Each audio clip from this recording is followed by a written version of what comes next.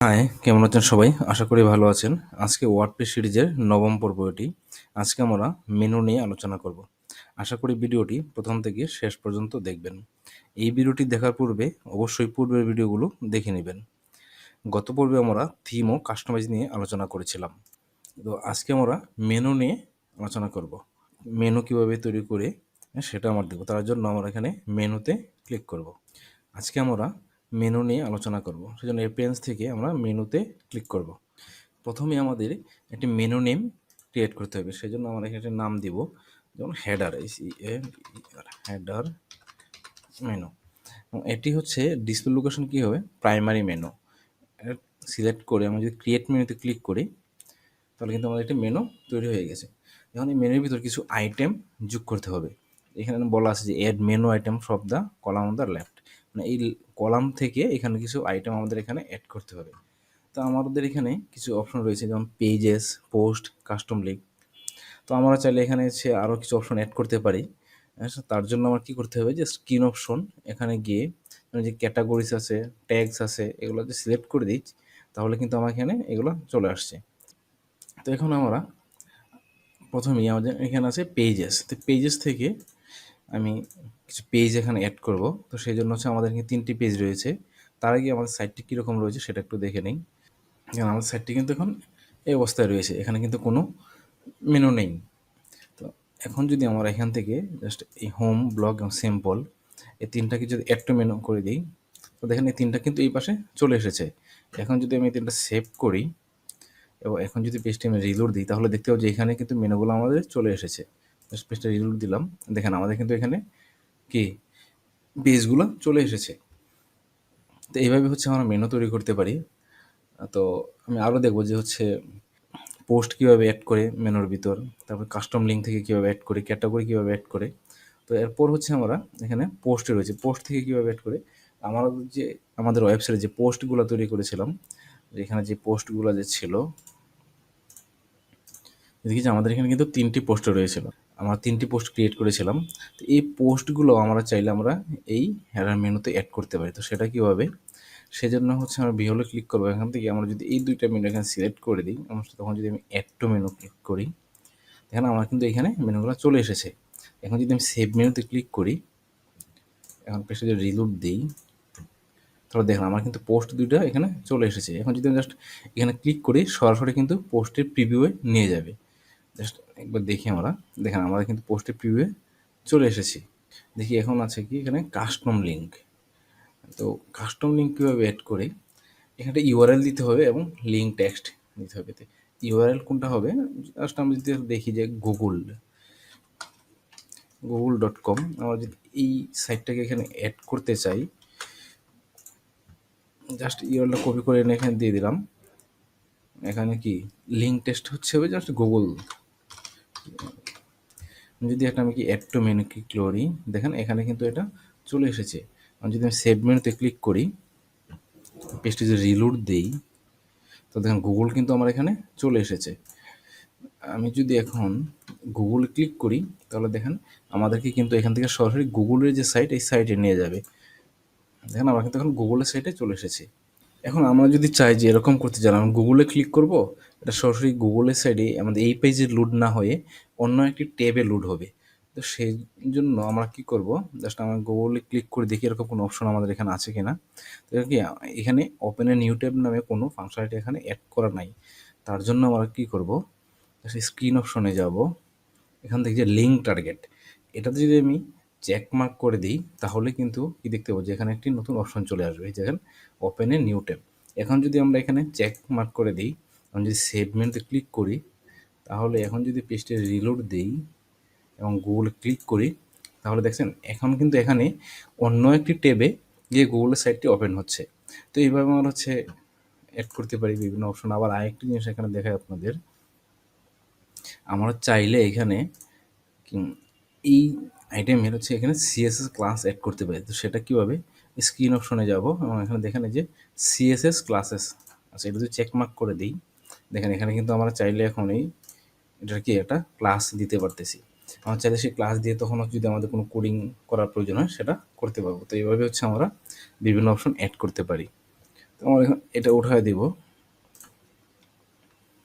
দিলাম।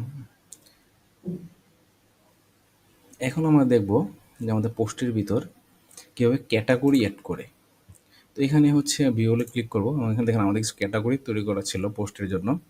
তো সেই ক্যাটাগরিগুলো হচ্ছে আমরা এই মেনুতে অ্যাড করব। সেটা কীভাবে, জাস্ট এখানে এইগুলো সিলেক্ট করে দিলাম 3টা, অ্যাড টু মেনু ক্লিক করলাম। দেখেন আমার কিন্তু এই 3টা এখানে চলে এসেছে। এখন যদি আমি সেভ মেনুতে ক্লিক করি এবং এখানে গিয়ে পেজটি রিলোড দিই, তাহলে কিন্তু আমাদের এখানে কি নিউজ, স্পোর্ট, টেস্ট এবং 3টা কিন্তু চলে এসেছে ক্যাটাগরি।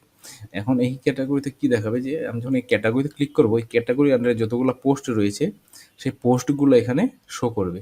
জাস্ট আমরা একটু দেখি যে নিউজ ক্যাটাগরি, এখানে কি দেখেন 3টা পোস্টই কিন্তু নিউজ ক্যাটাগরির ভিতরে ছিল। আবার যদি আমরা স্পোর্টস ক্লিক করি, তাহলে দেখেন এখানে কিন্তু একটা ক্যাটাগরি পোস্ট ছিল এই ক্যাটাগরির আন্ডারে। তো এইভাবে হচ্ছে আমরা ক্যাটাগরিগুলো হচ্ছে আমাদের মেনুতে অ্যাড করতে পারি। হচ্ছে ট্যাগ, ট্যাগ হচ্ছে এখানে যে আমরা ট্যাগগুলো ব্যবহার করেছিলাম সেই সকল ট্যাগগুলো এখানে আমরা চাইলে ট্যাগও এখানে হচ্ছে অ্যাড করতে পারি মেনুতে। তো সচরাচর ট্যাগ আসলে এভাবে অ্যাড করা হয় না, কারণ ক্যাটাগরি পর্যন্তই হচ্ছে অ্যাড করা হয়। তো এইভাবে হচ্ছে মেনু তৈরি করা যায়। আশা করি আপনারা বুঝতে পেরেছেন কীভাবে একটা মেনু তৈরি করা লাগে। এখন দেখবো সাব মেনু কীভাবে তৈরি করে। খুবই সহজ সাব মেনু তৈরি করা। দেখেন আমাদের এখানে 2টি পোস্ট রয়েছে।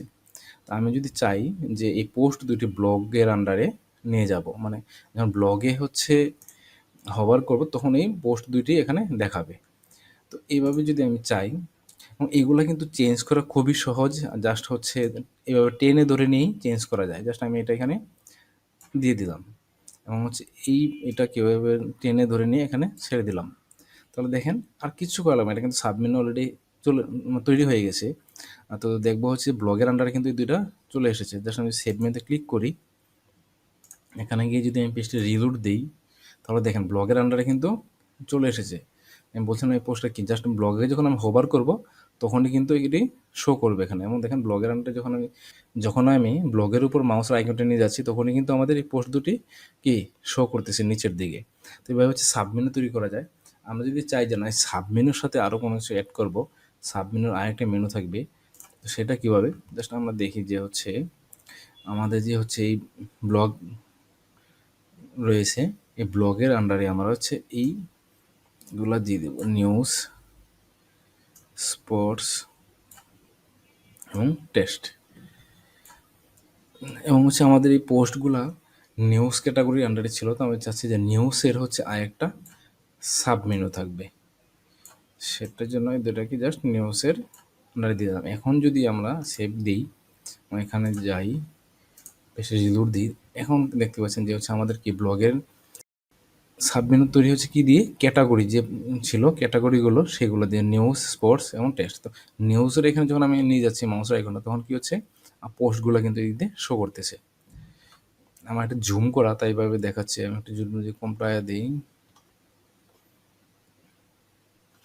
এখন যদি আমি এখানে নিয়ে যাই দেখি, এখন কিন্তু স্পষ্ট দেখা যাচ্ছে যে হচ্ছে নিউজের আন্ডারে কি এই পোস্ট 2টা চলে এসেছে। তো এইভাবে হচ্ছে আমরা কি সাবমেনুর আবার মেনু তৈরি করতে পারি। আশা করি আপনারা বুঝতে পেরেছেন কীভাবে সাবমেনু তৈরি করা যায় এবং সাবমেনুর আন্ডারে আবার মেনু তৈরি করা যায়। এখন আমরা দেখব যে ফুটার মেনু কীভাবে তৈরি করে। তার জন্য কি করব, আরেকটি মেনু তৈরি করব, সেটার নাম দেব হচ্ছে ফুটার মেনু। আমরা অনেক মেনু তৈরি করতে পারি, কোনো সমস্যা নেই যে মাল্টি মেনু তৈরি করা যায়।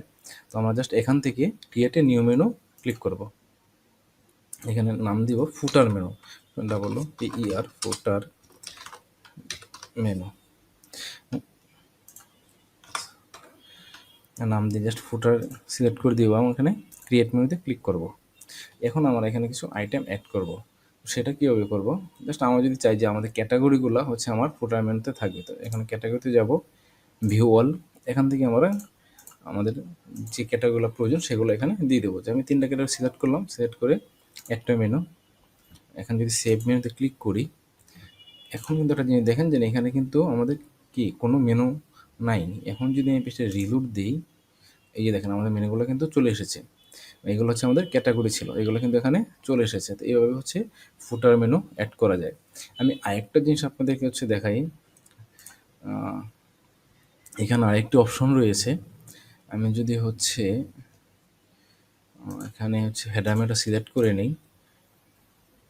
এখানে দেখেন আরেকটি অপশন রয়েছে যে ও টু অ্যাড পেজেস, মানে যখন আমি কোনো পেজ তৈরি করব সেটা অটোমেটিক্যালি কি এই হেডার মেনুতে অ্যাড হয়ে যাবে। তো সেই জন্য আমাকে কি করতে হবে, জাস্ট হচ্ছে এখানে চেকমার্ক দিয়ে রাখতে হবে। চেকমার্ক দিয়ে রাখি, সেভ মেনুতে ক্লিক করি।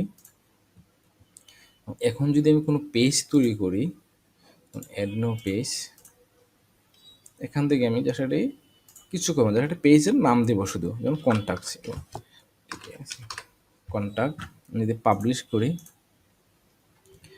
এখন যদি আমি এখানে গিয়ে পেজটা রিলোড দিই তাহলে কিন্তু দেখবো যে হচ্ছে উপরে কিন্তু কন্ট্যাক্ট নামে একটা কি মেনু চলে আসবে। দেখেন যে কন্ট্যাক্ট কিন্তু চলে এসেছে। দেখেন আমি কিন্তু এখন এই কন্ট্যাক্টকে এখান থেকে গিয়ে এই পেজ থেকে গিয়ে কিন্তু আমি হচ্ছে অ্যাড করি নাই। আমি কিন্তু এই কন্ট্যাক্টকে পেজ থেকে গিয়ে অ্যাড করি নি। আমি এটা যখন হচ্ছে পেজ তৈরি করেছিলাম অটোমেটিক্যালি কিন্তু সে কী করছে, তার যে হেডার মেনু আছে হেডার মেনুতে সে কিন্তু এটা অ্যাড করে নিয়েছে। এটার কারণ কি? এটার কারণ হচ্ছে এটাই যে এই যে অপশনটা রয়েছে এখানে ও টু অ্যাড পেজেস, এটা যদি আমি চেক মার্ক করে দিই তাহলে কিন্তু সে আমি যত পেজই তৈরি করবো সে অটোমেটিক্যালি কী করবে, তার মেনুতে অ্যাড করে নেবে। তো এভাবে হচ্ছে মেনু তৈরি করা যায়। আশা করি মেনু তৈরি করতে আর কোনো সমস্যা হবে না আপনাদের। এই ভিডিওটি যদি ভালো করে দেখেন তাহলে আশা করি আর মেনু তৈরি করতে কোনো সমস্যা হবে না। তাহলে আজকে এখানেই শেষ করছি। দেখা হবে পরবর্তী ভিডিওতে। ও হ্যাঁ, আরেকটি কথা, পরবর্তী ভিডিও পেতে অবশ্যই চ্যানেলটি সাবস্ক্রাইব করে রাখবেন। তো ভালো থাকেন সবাই, দেখা হবে পরবর্তী ভিডিওতে। ধন্যবাদ সবাইকে।